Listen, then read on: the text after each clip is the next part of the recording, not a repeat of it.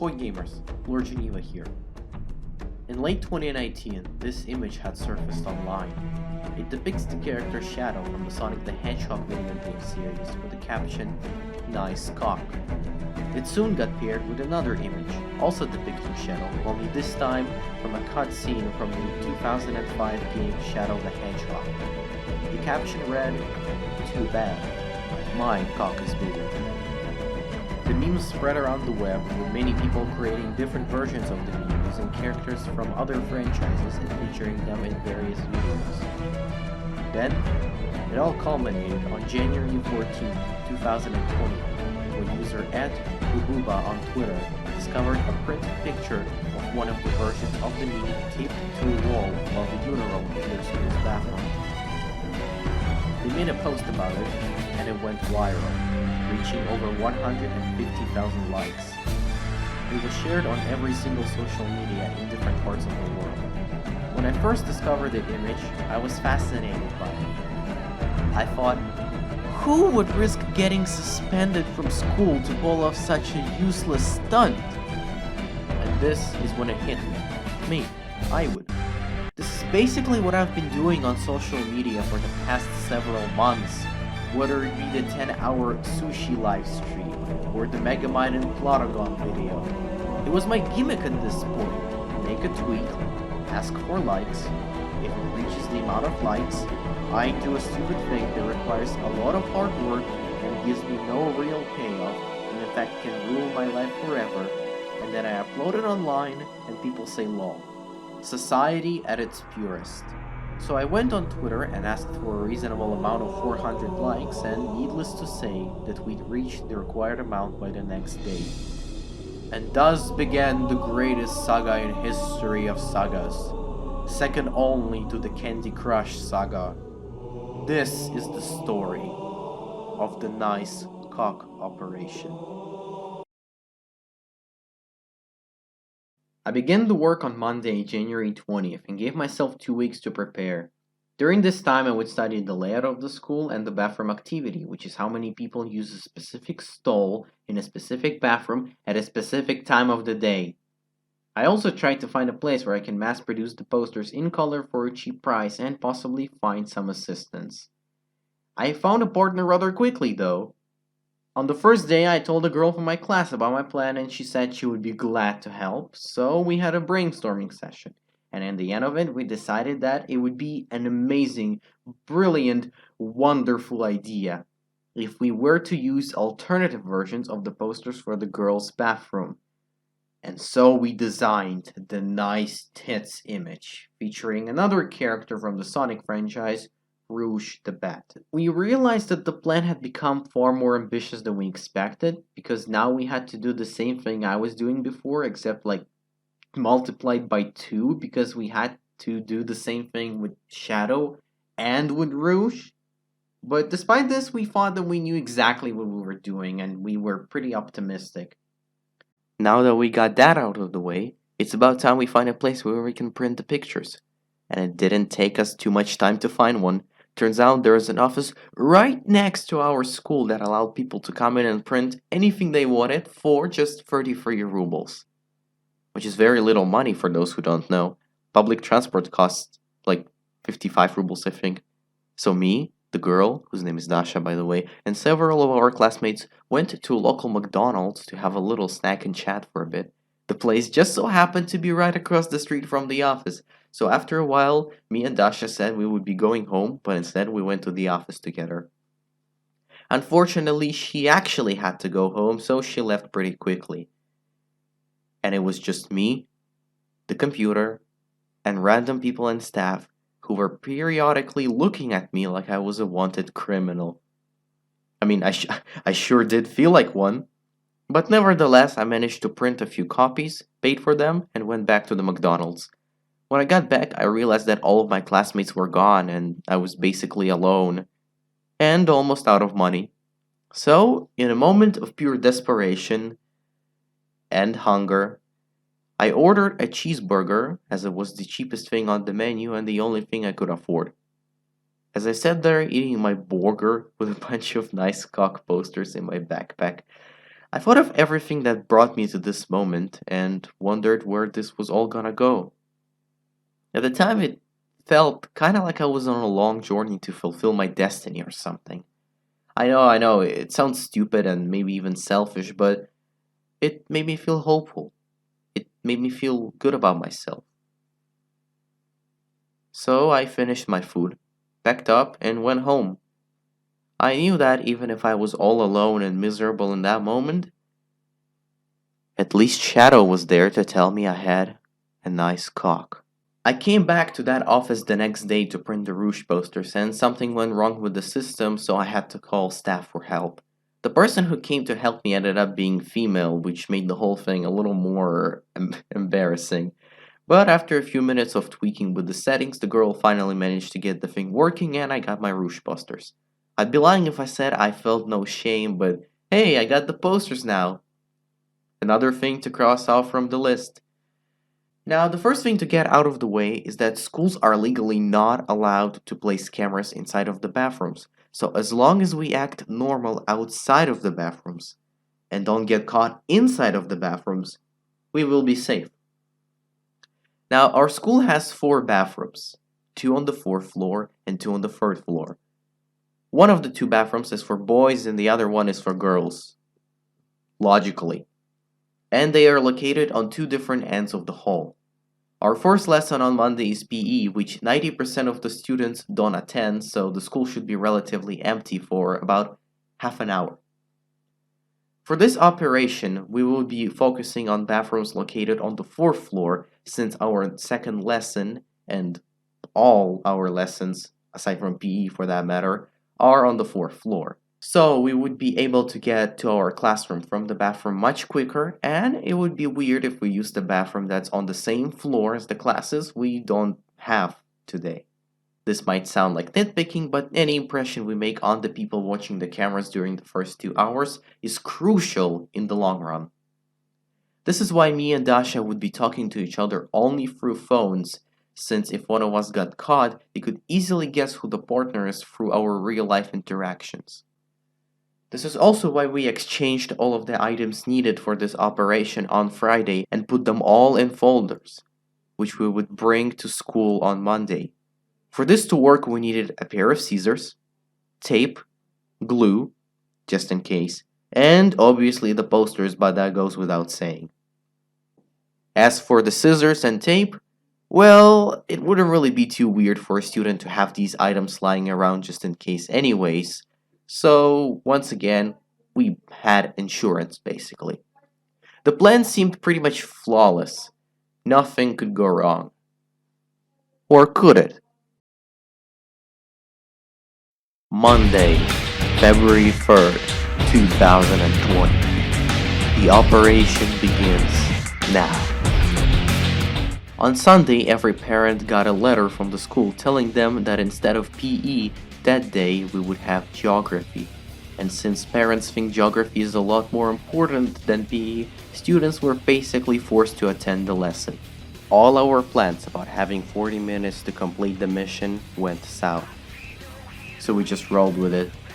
8:50 a.m. We met in class 10 minutes before the lesson began so that we could make sure we have everything. We quickly packed up and waited for the lesson to start.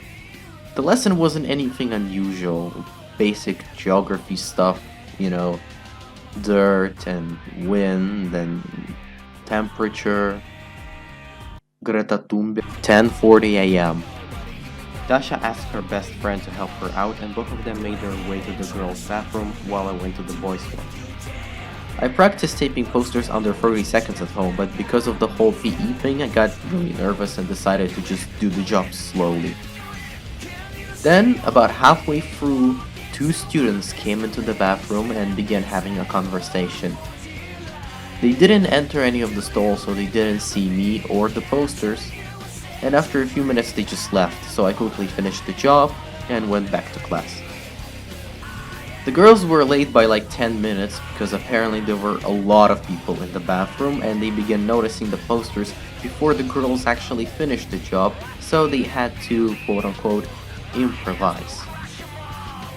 Either way, the job was done on schedule. 11:45 a.m., 1 hour into the heist. I went back to check if the posters were still there, and fortunately, all of them were in place. Suddenly, a group of high schoolers appear, and I hide in a stall to pretend to be pissing. When I got out, I realized that I haven't taken any good pictures of my work, so I decided to do it now, thinking that no one would suspect me because anyone would do the same thing in my place. So I take the pictures, and that's when they begin to actually notice the posters because, yes, they actually did not see them before I began taking the pictures. And I'm glad that I did, because what followed was the most hilarious minute of my life. They began laughing like fucking hyenas. I'm gonna be honest, there's something so fascinating about watching people laugh at something you did without them knowing you did it. Makes you feel like the guy who wrote the Bible. The most uncredited man in history. 1:55 p.m. 3 hours into the heist. I went back to check how the posters were doing once again, and the posters seemed to be missing on the fourth stall. While the nice cock poster was probably taken somewhere outside of the bathroom, the too bad poster was found laying on the floor of the third stall behind the toilet. I dragged it back and fixed it, but it didn't look that good anymore. I left the stall and began to wash my hands, and that's when a teacher walks out of the second stall with a grin on his face, looks at me as if about to say something, then just laughs and leaves. Yes, he didn't even wash his fucking hands. What a madman. I checked the stall he went out of and all posters were still in place, so I guess he liked the prank. That's a plus. 2:50 p.m. 4 hours into the heist.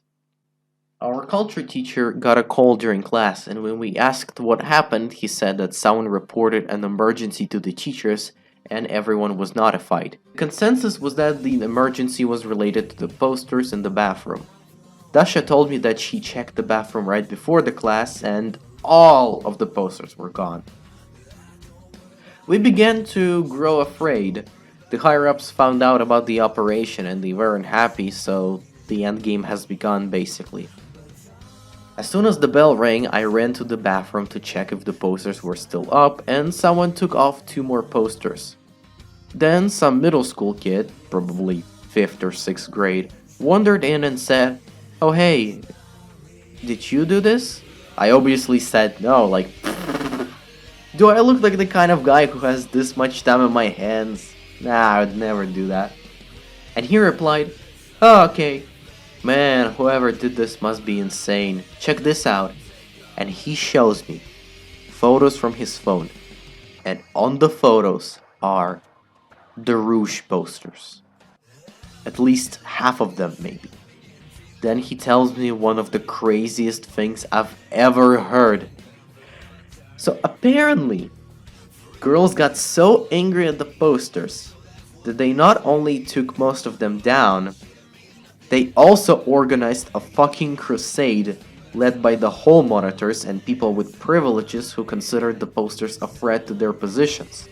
They traveled around school, notifying every teacher about the problem, and they kept sending spies everywhere to find the posters and exterminate them. And they didn't just want the posters. No, they wanted all of the posters. Every single one. Even those that were missing. So for example, if you were to go to the bathroom, find the posters, take one and carry it to class that's on the other side of the school, on the first floor, and show them to your classmates, then expect a team of Stardust Crusaders knocking on the door in the next hour, ready to detain you. Of course, all of it sounded insane, and I was like, "You joking? This can't be done. There's no way." And then the thing that happens in every TV show when a character says, "That's never gonna happen," happened. The boy hears some girl call him from outside. He immediately goes, "Oh shit!" grabs a random poster and leaves. I follow him out of curiosity and find him handing the poster to a group of women. They did not look like JoJo characters to me, but it was probably them, the Starbucks Crusaders. Then they began having a conversation with me, if you can call it that. I feel like the professor from the Money Heist series, because they were like, "We're looking for the guy who hung the posters." And I was like, "Well, good luck with that, because that ain't me." Is that so? And the boy I talked to earlier quickly said, yeah, don't worry, I confirmed it. I confirmed it. Not sure if by that he just wanted to get an extra point from them, or he wanted to save me or something, but either way, the girls seemed to trust him, so they let me go. Art culture was our last lesson, so I just left school and went home. Now at home I realized that one of the buttons on my jacket was missing, and I think I saw it on the bathroom floor earlier and like didn't pay attention to it for some reason. And now it could potentially be evidence against me. People kept telling me it's another JoJo reference, whatever that means. But the good news is the operation was a stunning success. After 5 hours, we still had 4 out of 16 posters left. And the only important piece of evidence was a fucking button, which only proves that I just used the bathroom and nothing else really. The story could have easily ended there. But that would be too boring, wouldn't it?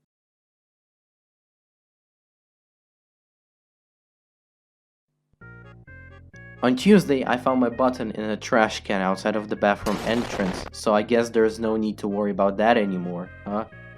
Then after school, I went back to the office and printed even more posters. And I spent the following 2 days constantly hanging new posters. And the more posters I put up, the more actively the school tried to take them down. So I would put up the posters in the morning, then over the first lesson the school would take all of them down, and I would come back and hang new ones. Since from now on I only focused on the boys' bathroom, the Dust Star Seder crew quickly lost interest and died out. By Friday I had ran out of posters, and by then the school was taking down all 8 posters in a matter of seconds.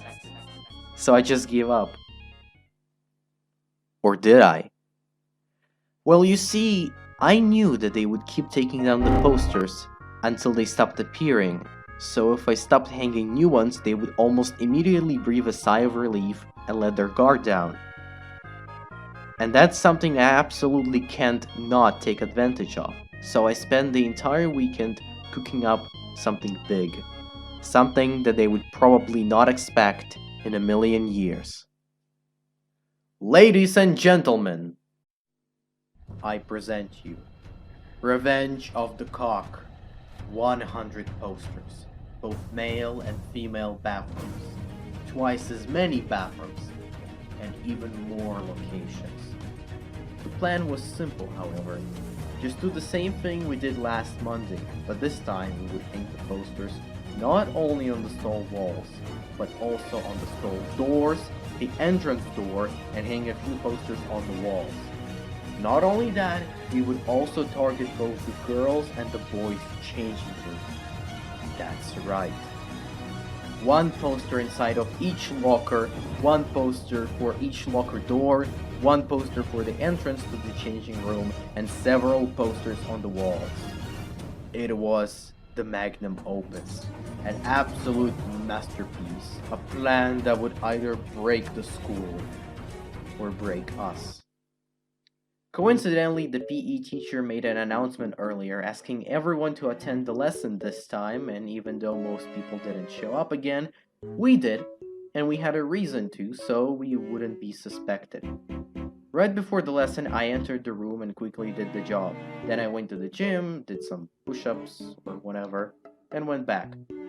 My PE teacher followed me because he wanted to tell me something, and he literally walked through the entire corridor without noticing a single poster, except the one on the entrance door once he reached the end.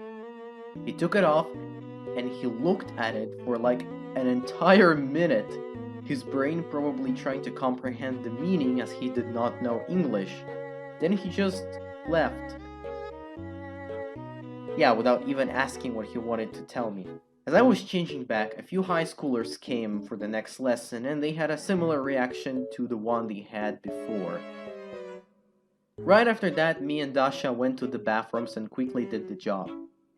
It was much harder because the probability of us running into other students was a little higher. In fact, a few students came as I was finishing the fourth stall. The problem was that I left my backpack in the first stall. The door was closed, but they could open it any minute because nobody was there and nobody could respond to their question, is that stall occupied? So I had to crawl under the barrier to get to the first stall before they opened it. Unfortunately, that didn't quite work. I got stuck on the second stall, had to leave the second stall and go to the first stall, and alright, they caught me. That's when I realized that those students were actually three of my classmates. And they were also the students who were the least likely to tell the teachers aside from, well, Dasha and her friend. So they just laughed it off and let me go. I was safe, at least somewhat. I ran to the class, talked to Dasha and her friend, and made sure that the operation had begun. And even though I haven't finished making that 1/4 stall, everything else was finished, and the operation officially began. Was it successful? Well, I mean, on one hand, not really, because it only lasted about 30 minutes, as the teachers were quick to react and took down all of them. This time, however, they were joined by students, and they weren't messing around this time. The posters were torn apart, cut into hundreds of pieces, thrown out of the windows, onto the floor, or in the trash bins, which were completely filled with paper. They didn't get rid of the posters, they brutally slaughtered them. It was a truly horrifying sight. Disgusting, even. It made us so depressed, we chose not to continue the attack and used the backup posters we had for a little experiment. So we took the posters, got up to the highest floor in the school, which had no cameras as it was only used as an entrance for the attic, which was locked for students, or in some cases, a place for gamers to sit and play Fortnite in collective silence. We climbed the stairs, got to the top, and threw the posters down from above so that the wind carries them around the school onto different floors. And oh boy, did it carry them around. Posters ended up appearing on the other side of the school, on the first floor. That's how far they went. And all of it created mass hysteria and confusion. The girls got so angry they did not create another crusade this time.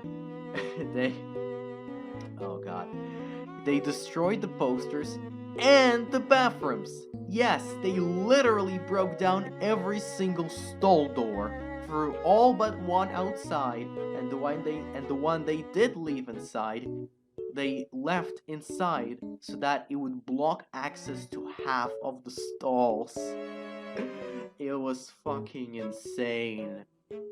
So coming back to my question if the operation was successful, on one hand, it wasn't because it didn't last that long, but on the other hand, it did the most damage out of the missions we have done.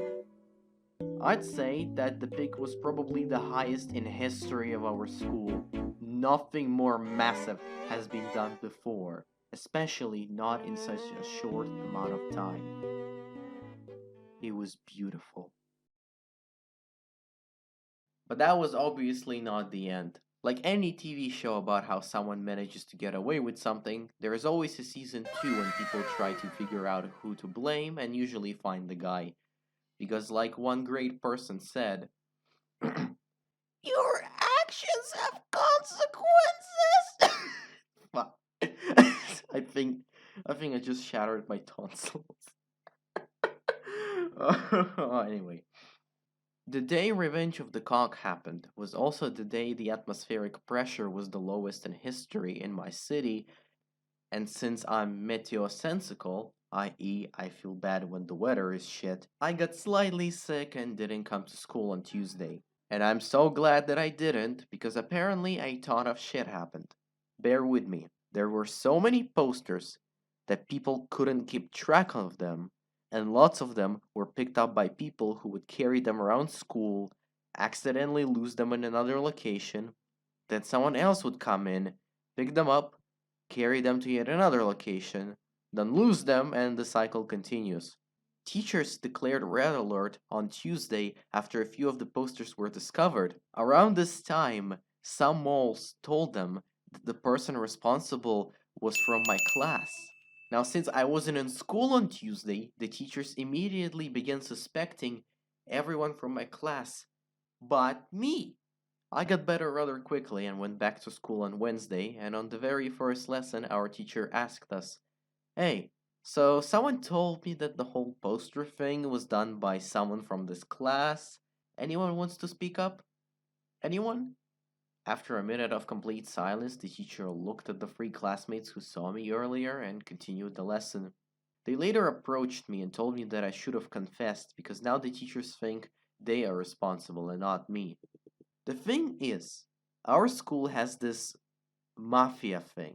It's basically a big gang of cool dudes who smoke and drink, maybe take some drugs or something in the bathrooms and talk shit about teachers behind their back and etc. I'm not saying that everyone in there does that. I'm telling you a basic generalization of what it is. And for those who are gonna say, wait, but that's not really a mafia, I can't call it that. Well, if our teachers call our anti-smoking program the Russian KGB, then I'm sure I can call the gang a mafia. That said, those three classmates, who were the only people who actually saw me, are the leaders of the mafia. That's right. And they forced me to sign a deal under which I was required to confess if the teachers ever brought the topic back up, or else my cock, correction, my nice cock, would be smashed against a giant fucking boulder. However, the teachers didn't really want to bring the topic back up. They just trusted their intuition and kept watching the three students.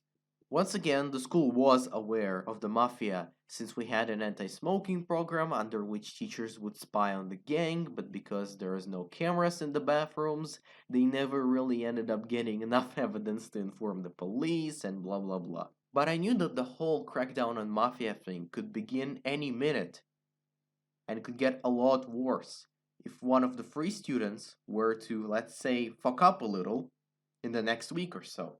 All I had to do was just relax, and I did relax.